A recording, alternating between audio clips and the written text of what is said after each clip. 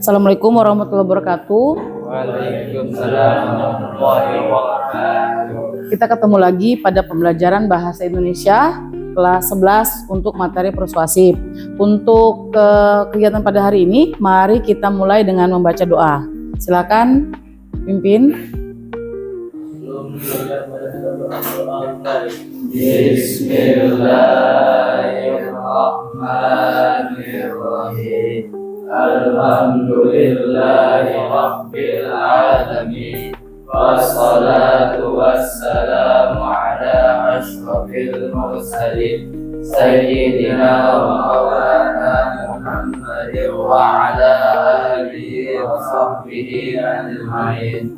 Allahumma akhrijni min dhulumatil wahmi wa akrimni min nuril fahmi وافتح علي بمعرفة العلم وحسن خلقي بالحلم وسهل لي أبواب فضلك وانشر علي من خزائن رحمتك يا أرحم الراحمين.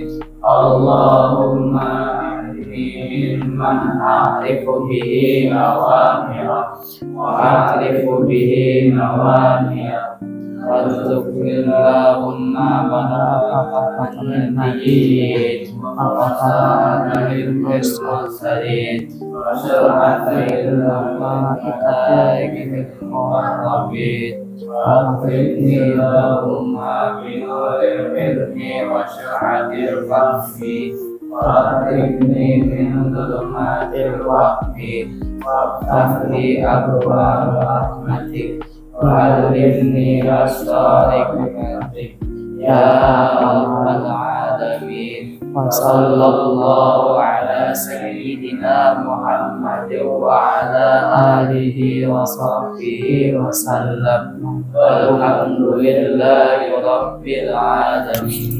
Baik, kita mulai. Saya akan mengabsen dulu. Siapa yang tidak hadir pada hari ini? Apa keterangannya, Alan? Yang lain hadir semua ya? Oke. Sekarang kita memasuki materi pelajaran bab 2 ya. Tentang kemarin kita baru belajar tentang bab 1 yaitu materi teks argumentasi. Hari ini kita akan belajar tentang teks persuasi. Teks persuasi apa? Ada yang pernah dengar?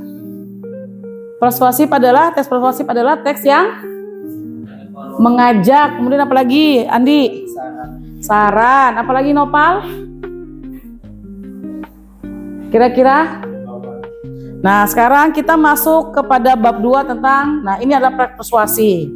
Teks persuasi adalah sebuah teks yang berisi argumen-argumen dapat kemudian diiringi dengan opini pembaca untuk menyetujui pendapat yang disampaikan oleh penulis. Jadi perbedaannya sama teks yang kemarin, argumentasi hanya berpendapat. Tapi pada teks persuasif harapannya kita ada memberikan sebuah himbauan, ajakan atau apa tadi? Saran. Nah, seperti itu. Teks persuasif sendiri itu biasa terdapat pada kolom-kolom berita. Kolom-kolom berita yang ada di majalah-majalah. Ini sangat penting ya, karena salah satu manfaatnya adalah memberi sebuah dukungan atau sebuah masukan kepada masyarakat. Contoh misalnya terjadi banjir, apa yang harus dilakukan masyarakat ya? Apa yang harus dilakukan masyarakat, apa yang harus dilakukan pemerintah supaya kita mendapat sebuah solusi. Misalnya ada permasalahan-permasalahan apapun, jadi kita paling tidak mau menyampaikan pendapat kita atau opini kita. Nah, di teks ini sendiri, teks persuasif sendiri ada gagasan, ada ide dan juga ada pemikiran. Nah, ini adalah ciri kebahasaannya. Pertama ada kata istilah. Apa itu kata istilah? Adalah kata-kata yang digunakan pada teks tersebut. Misalnya kita bicara tentang banjir, bahkan akan ada banjir, ada hujan, ada apa lagi kira-kira? Apa? Tsunami. Banjir, ini yang bicara banjir. Sampah, apalagi Rehan? Ada penyumbatan, bukan penyumbatan apalagi Indi? Kalau ada banjir berarti ada kerusakan dan juga kerugian materi yang paling seperti itu ya. Atau air yang Itu kata teknis. Yang kedua adalah konjungsi argumentatif. Mengapa terjadinya kejadian itu?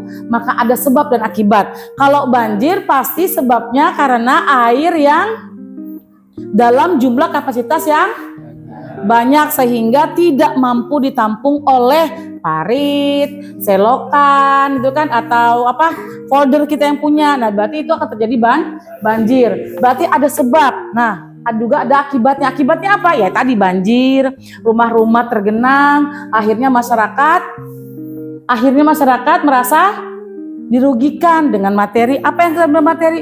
Barang rusak. Rumah bagaimana, Bal?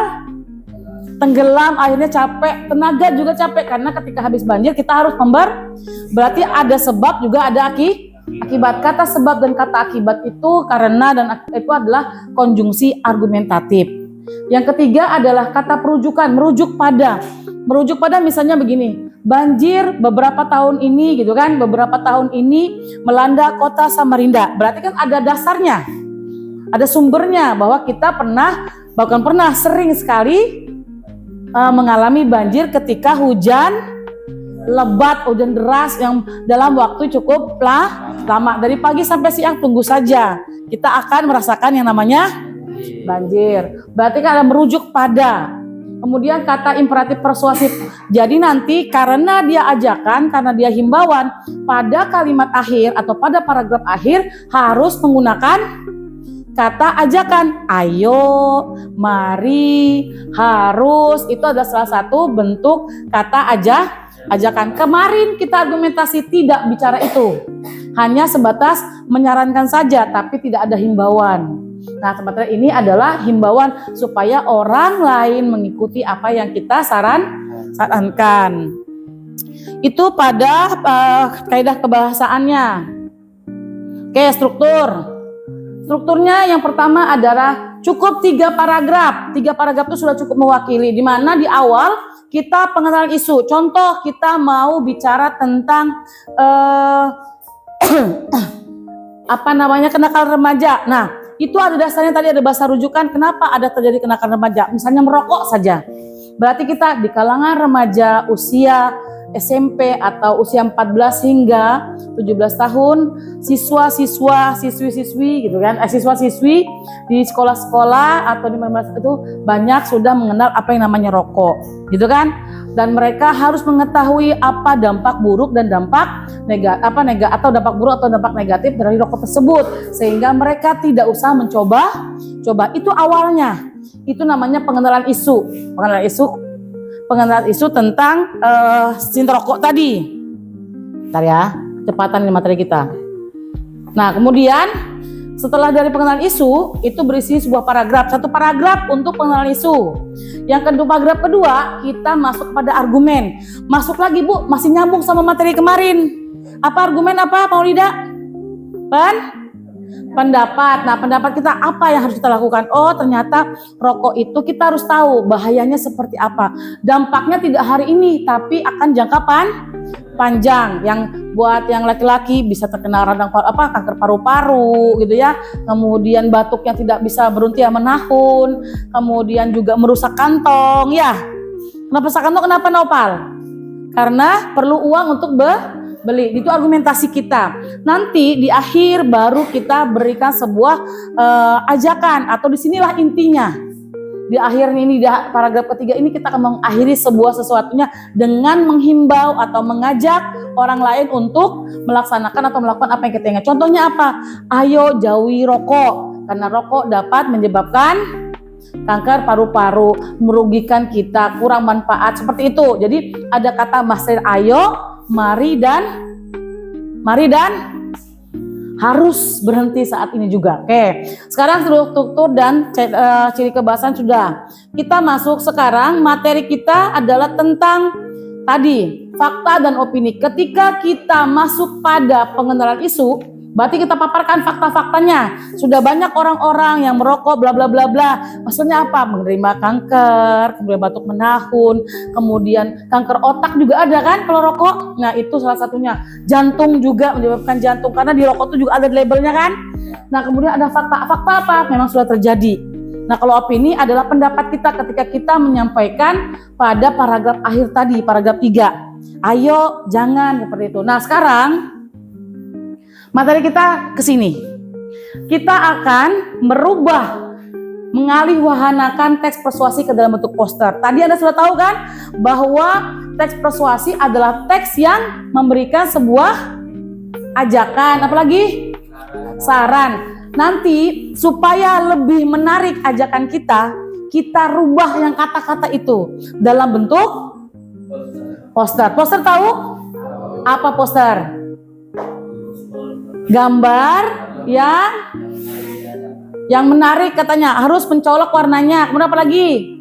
Tidak terlalu banyak kata-kata, tapi lebih kepada gambar. Saya akan perhatikan contohnya. Jadi kita akan merubah sebuah himbauan atau ajakan kepada orang lain dalam bentuk gambar yang disebut dengan poster. Ini ya, yang akan mengajak, mempengaruhi dan memberikan informasi kepada publik dengan tampilan yang lebih menarik. Ini ciri-ciri posternya ya, gambar yang informatif dan kreatif sesuai tema, kemudian warnanya kontras, mencolok. Kenapa harus mencolok kira-kira Alta? Supaya menjadi sumber perhatian. Tanda Anda berjalan, kalau Anda pakai baju merah di tengah jalan gimana? Kalau dibandingkan baju hitam ya kan? Berarti lebih menarik atau lebih membuat mata kita tuh, kenapa tuh pakai baju merah gitu ya? Nah seperti itu, jadi mencolok. Kemudian kedua, warnanya kontras dan mencolok, artinya tuh cocok, jangan menabrak warnanya. Kemudian ada bahasa singkat, jadi saya bilang tadi, kalau kita bicara poster tidak bicara kata-kata, tapi bicara kepada gambar. Kemudian kombinasi gambarnya, pokoknya semenarik mungkin untuk membuat sebuah poster. Ada banyak poster ya. Nah ini salah satu poster. Nih lihat, yang cowok nih rugby nih liga.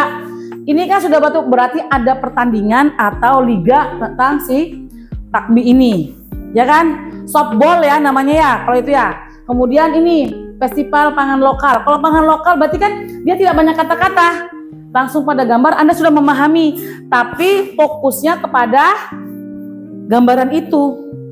Gambar itu sudah menunjukkan sesuatu, ya enggak? Jadi gambar-gambar ini fokusnya lebih kepada pemberitahuan ke orang. Orang tidak baca pun sudah melihat gambarnya, oh ada sesuatu, gitu ya. Yang tadi itu adalah Hari Persahabatan Sedunia.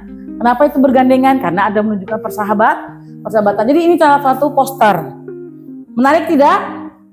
Paling tidak ada gambar-gambar yang bisa kita desain supaya semenarik ini, supaya orang mau melihat.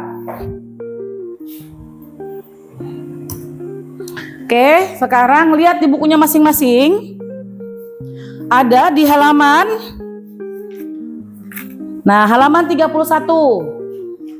Itu adalah beberapa contoh poster. Jadi hari ini kita adalah mempelajari bagaimana mengajak seseorang tapi melalui gambar dalam poster. Seperti itu. Baiklah siswa-siswi, sekarang saya persilakan untuk mempresentasikan hasil pembuatan posternya. Pada kelompok 1 silakan. Assalamualaikum warahmatullahi wabarakatuh. Waalaikumsalam warahmatullahi wabarakatuh. Kami dari kelompok 1 akan mempresentasikan hasil dari pembuatan poster kami, yaitu poster tubuh sehat dengan makanan bergizi dan seimbang. Kami membuat poster ini bertujuan untuk mengajak kalian untuk memakan makanan bersayuran yang sehat dan yang bergizi, agar kita tidak mudah sakit dan mencegah penyakit. Kalian bisa lihat di gambar, di sini terdapat ada sayuran, buah-buahan, dan daging, dan telur yang bisa lihat di gambar. Demikian dari kelompok kami. Itu aja yang bisa kami sampaikan. Assalamualaikum warahmatullahi wabarakatuh. Ayo kita beri aplaus teman-temannya. Silakan duduk kembali di sini, Ji. Nah. Baik, Kang Aju kelompok kedua. Silakan. Assalamualaikum warahmatullahi wabarakatuh. Waalaikumsalam warahmatullahi wabarakatuh. Kami dari kelompok 2 ingin menampilkan hasil pembuatan poster kami, yaitu dengan bertema Ayo buang sampah pada tempatnya mulai dari kamu. Jadi kita membuang sampah itu harus dari mulai diri kita sendiri. Setelah itu kita mengajak orang-orang untuk membuang sampah pada tempatnya. Dan ini ada beberapa contoh tentang membuang sampah pada tempatnya. Di sini ada 2 orang yang membuang sampah pada tempatnya dan ada orang yang membawa sampah. Dan ini ada contoh-contoh sampah. Demikian dari kelompok kami. Assalamualaikum warahmatullahi wabarakatuh. Waalaikumsalam warahmatullahi wabarakatuh. Beri aplaus buat temannya. Sini Adit. Sini. Lanjut. Ayo kita lanjutkan kelompok 3. Assalamualaikum warahmatullahi wabarakatuh. Waalaikumsalam warahmatullahi wabarakatuh.